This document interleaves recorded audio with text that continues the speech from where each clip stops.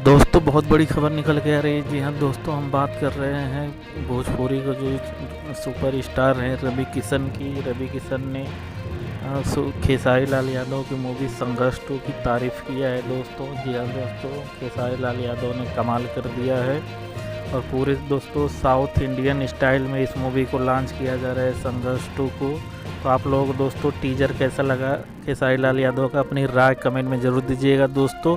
और आप हमारे वीडियो पे अगर नए हैं तो वीडियो को दिल से लाइक करके दोस्तों और चैनल को सब्सक्राइब जरूर कर दीजिएगा।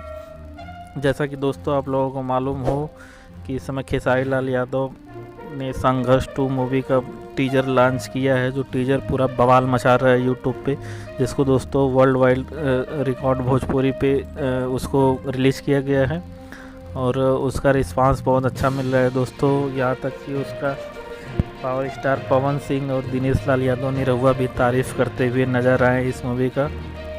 जी हाँ दोस्तों, इस मूवी को बहुत ही बड़े बजट में बनाया गया है दोस्तों। सुनने में आ रहा है दोस्तों कि इस मूवी का बजट जो है 50 करोड़ रुपए के आसपास में है, जो भोजपुरी की सबसे महंगी मूवी बनी है।